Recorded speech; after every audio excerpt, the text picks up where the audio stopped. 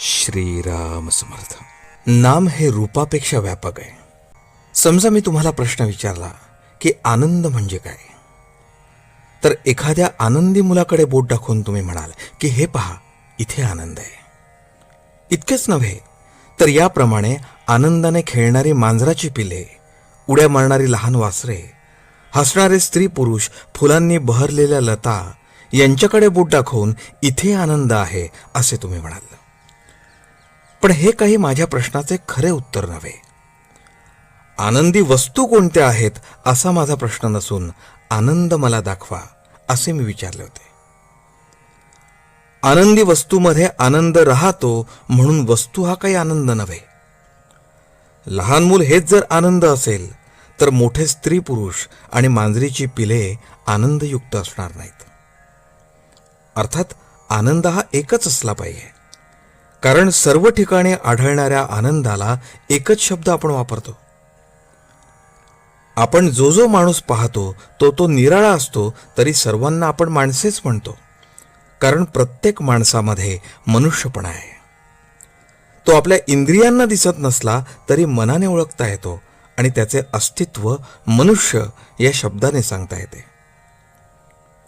मनुष्यपणा हा शब्द आहे, हे नाव आहे, म्हणून रूपाला अस्तित्व नामामुळेच आहे. प्रत्येक वस्तूचे बाह्य रूप तिच्या नामामुळे टिकते. आनंदी वस्तू अनेक असल्या तरी त्यांच्यामध्ये राहणारा आनंद एकच असतो. म्हणजे एकच नव्हे तर अनेक रूपे आली आणि गेली तरी नाम आपले शिल्लक राहते. आजपर्यंत या पृथ्वीच्या पाठीवर अगणित स्त्रीपुरुष जन्माला आले, जगले आणि मृत्यू पावले, तरी मनुष्यपणा आहे तसाच आहे. हा नियम सर्वत्र लावला तर असे दिसेल की चांगल्या वस्तू आल्या आणि गेल्या पण चांगलेपणा कायम आहे. सुंदर वस्तू आल्या आणि गेल्या पण सौंदर्य कायम आहे. आनंदी वस्तू आल्या आणि गेल्या पण आनंद कायम आहे. लाखो जीव आले आणि गेले पण जीवन कायम आहे. रूपे अनेक असली तरी नाम एकच असते, म्हणजे नाम हे अनेकात एकत्वाने राहणारे असते.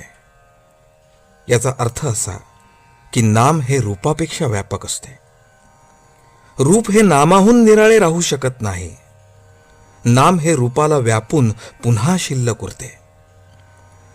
नाम हे दृश्याच्या पलीकडे आणि सूक्ष्म असल्यामुळे त्याला उत्पत्ती आणि विनाश, वाढ आणि घट, देशकाल निमित्ताच्या मर्यादा इत्यादी कोणतेही विकार नाहीत.